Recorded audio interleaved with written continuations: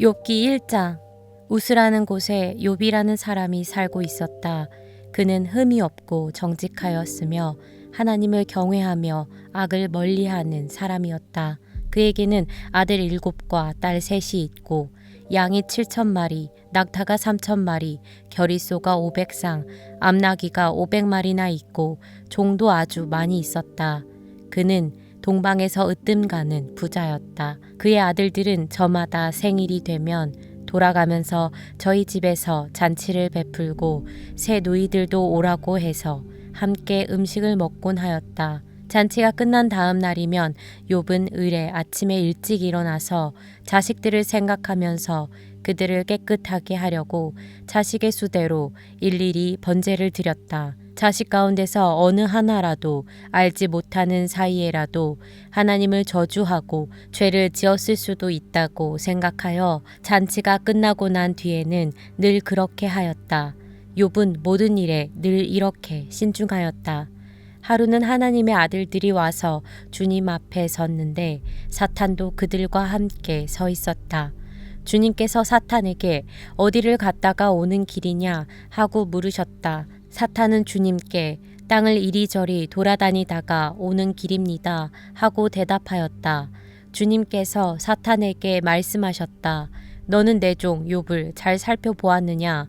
이 세상에는 그 사람만큼 흠이 없고 정직한 사람, 그렇게 하나님을 경외하며 악을 멀리하는 사람은 없다. 그러자 사탄이 주님께 아뢰었다. 욥이 아무것도 바라는 것이 없이 하나님을 경외하겠습니까? 주님께서 그와 그의 집과 그가 가진 모든 것을 울타리로 감싸주시고 그가 하는 일이면 무엇에나 복을 주셔서 그의 소유를 온 땅에 넘치게 하지 않으셨습니까? 이제라도 주님께서 손을 드셔서 그가 가진 모든 것을 치시면 그는 주님 앞에서 주님을 저주할 것입니다. 주님께서 사탄에게 말씀하셨다. 그가 가진 모든 것을 다 내게 맡겨보겠다. 다만 그의 몸에는 손을 대지 말아라. 그때에 사탄이 주님 앞에서 물러갔다.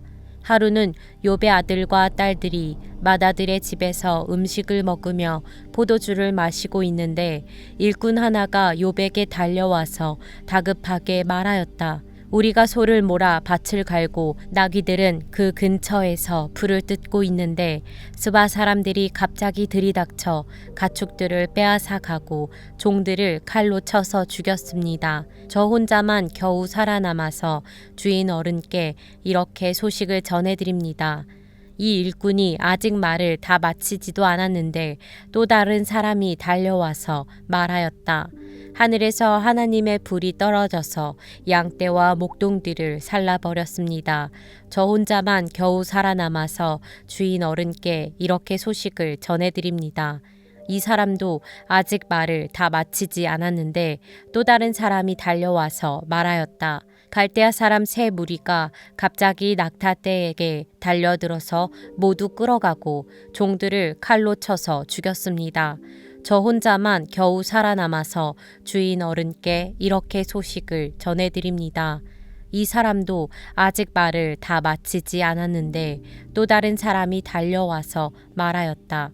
주인 어른의 아드님과 따님들이 큰 아드님 댁에서 한참 음식을 먹으며 포도주를 마시는데 갑자기 광야에서 강풍이 불어와서 그 집 내 모퉁이를 내리쳤고 집이 무너졌습니다. 그때 젊은 사람들이 그 속에 깔려서 모두 죽었습니다.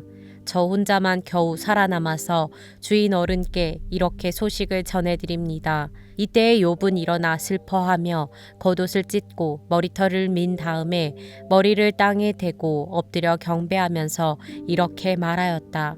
모태에서 빈손으로 태어났으니 죽을 때에도 빈손으로 돌아갈 것입니다. 주신 분도 주님이시요 가져가신 분도 주님이시니 주님의 이름을 찬양할 뿐입니다. 이렇게 욥은 이 모든 어려움을 당하고서도 죄를 짓지 않았으며 어리석게 하나님을 원망하지도 않았다. 욥기 2장. 하루는 하나님의 아들들이 와서 주님 앞에 서고 사탄도 그들과 함께 주님 앞에 섰다. 주님께서 사탄에게 어디를 갔다가 오는 길이냐 하고 물으셨다. 사탄은 주님께 땅을 이리저리 돌아다니다가 오는 길입니다 하고 대답하였다. 주님께서 사탄에게 말씀하셨다. 너는 내 종 욥을 잘 살펴보았느냐? 이 세상에서 그 사람만큼 흠이 없고 정직한 사람, 그렇게 하나님을 경외하고 악을 멀리하는 사람이 없다. 내가 나를 부추겨서 공연히 그를 해치려고 하였지만 그는 여전히 자기의 온전함을 굳게 지키고 있지 않느냐. 사탄이 주님께 아뢰었다. 가죽은 가죽으로 대신할 수 있습니다. 사람은 자기 생명을 지키는 일이면 자기가 가진 모든 것을 버립니다.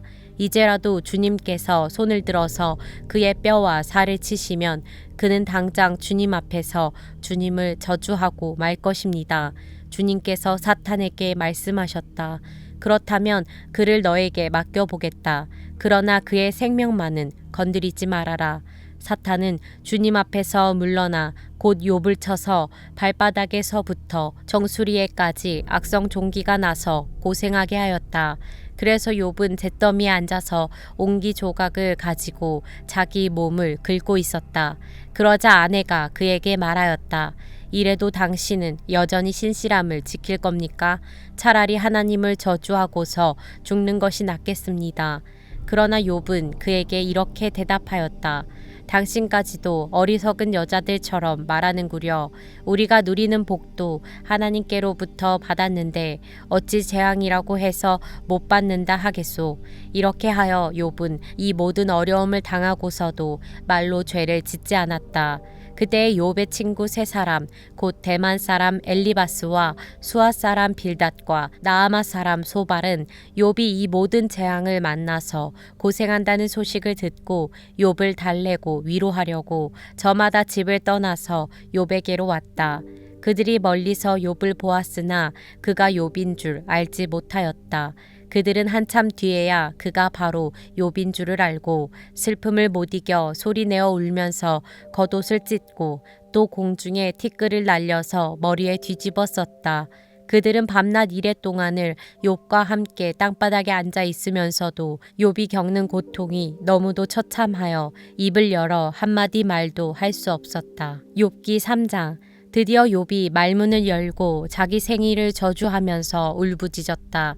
내가 태어나던 날이 차라리 사라져 버렸더라면, 남자아이를 배었다고 좋아하던 그 밤도 망해버렸다면, 그날이 어둠에 덮여서 높은 곳에 계신 하나님께서도 그날을 기억하지 못하셨더라면, 아예 그날이 밝지도 않았더라면, 어둠과 사망의 그늘이 그날을 제 것이라 하여 검은 구름이 그날을 덮었더라면, 낮을 어둠으로 덮어서 그날을 공포 속에 몰아넣었더라면, 그 밤도 흑암에 사로잡혔더라면, 그 밤이 아예 날수와 달수에도 들지 않았더라면, 그 밤이 아무도 잉태하지 못하는 밤이었더라면, 아무도 기쁨의 소리를 낼 수 없는 밤이었더라면, 주문을 외워서 바다를 저주하는 자들이, 리워야단도 길들일 수 있는 마력을 가진 자들이 그날을 저주하였더라면, 그 밤에는 새벽 별들도 빛을 잃어서 날이 밝기를 기다려도 밝지를 않고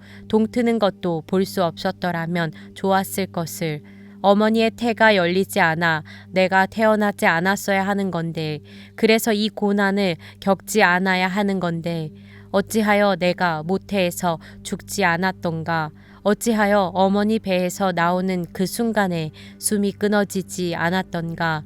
어찌하여 나를 무릎으로 받았으며 어찌하여 어머니가 나를 품에 안고 젖을 물렸던가? 그렇게만 하지 않았더라도 지금쯤은 내가 편히 누워서 잠들어 쉬고 있을 텐데, 지금은 폐허가 된 성읍이지만 한때 그 성읍을 세우던 세상의 왕들과 고관들과 함께 잠들어 있을 텐데, 금과 은으로 집을 가득 채운 그 통치자들과 함께 잠들어 있을 텐데, 낙퇴된 핏덩이처럼 살아있지도 않을 텐데, 햇빛도 못 본 핏덩이처럼 되었을 텐데, 그곳은 악한 사람들도 더 이상 소란을 피우지 못하고 삶에 지친 사람들도 쉴 수 있는 곳인데, 그곳은 갇힌 사람들도 함께 평화를 누리고 노예를 부리는 감독관의 소리도 들리지 않는 곳인데, 그곳은 낮은 자와 높은 자의 구별이 없고 종까지도 주인에게서 자유를 얻는 곳인데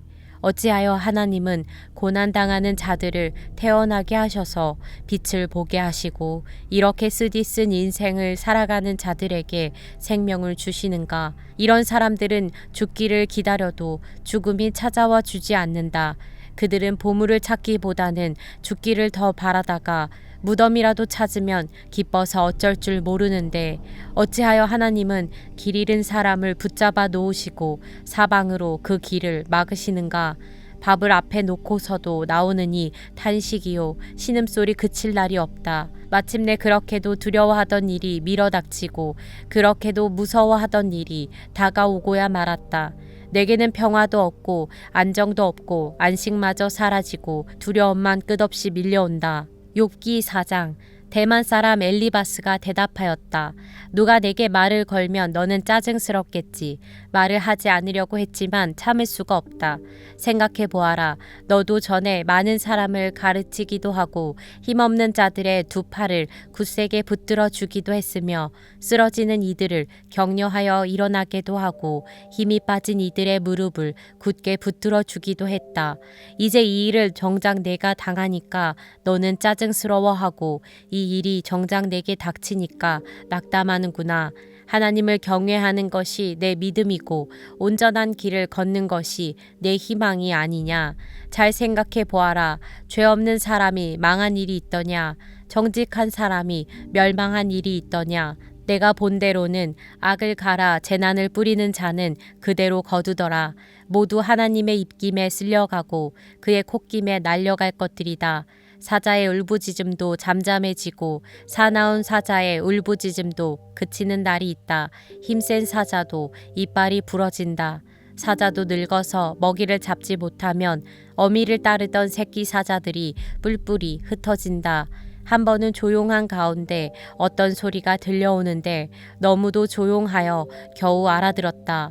그 소리가 악몽처럼 나를 괴롭혔다. 두려움과 떨림이 나를 엄습하여 뼈들이 막 흔들렸다. 어떤 영이 내 앞을 지나가니 온 몸에 털이 곤두섰다. 영이 멈추어 서기는 했으나 그 모습은 알아볼 수 없고 형체가 어렴풋이 눈에 들어왔는데 죽은 듯 조용한 가운데서 나는 이런 소리를 들었다. 인간이 하나님보다 의로울 수 있겠으며 사람이 창조주보다 깨끗할 수 있겠느냐. 하나님은 하늘에 있는 당신의 종들까지도 믿지 않으시고 천사들에게마저도 허물이 있다고 하시는데 하물며 흙으로 만든 몸을 입고 티끌로 털을 삼고 하루살이에게라도 눌려 죽을 사람이겠느냐. 사람은 아침에는 살아있다가도 저녁이 오기 전에 예고도 없이 죽는 것 별 수 없이 모두들 영원히 망하고 만다. 생명줄만 끊기면 사람은 그냥 죽고 그 줄이 끊기면 지혜를 찾지 못하고 죽어간다. 욥기 5장. 어서 부르짖어 보아라. 내게 응답하는 이가 있겠느냐. 하늘에 있는 거룩한 이들 가운데서 그 누구에게 하소연을 할 수 있겠느냐. 미련한 사람은 자기의 분노 때문에 죽고 어리석은 사람은 자기의 질투 때문에 죽는 법이다. 어리석은 사람의 뿌리가 뽑히고 어리석은 자의 집이 순식간에 망하는 것을 내가 직접 보았다. 그런 자의 자식들은 도움을 받을 데가 없어서 재판에서 억울한 일을 당해도 구해주는 이가 없었고 그런 자들이 거두어 들인 것은 굶주린 사람이 먹어치운다. 가시나무 밭에서 자란 것까지 먹어치운다. 목마른 사람이 그의 재산을 삼켜버린다. 재앙이 흙에서 일어나는 법도 없고 고난이 땅에서 솟아나는 법도 없다. 인간이 고난을 타고 태어나는 것은 불티가 위로 나는 것과 같은 이치이다. 나 같으면 하나님을 찾아서 내 사정을 하나님께 털어놓겠다.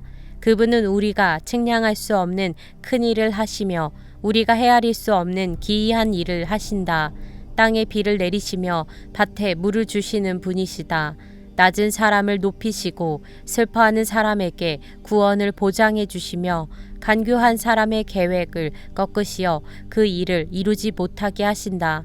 지혜롭다고 하는 자들을 제 꾀에 속게 하시고 교활한 자들의 꾀를 금방 실패로 돌아가게 하시니 대낮에도 어둠을 만날 것이고 한낮에도 밤중처럼 더듬을 것이다.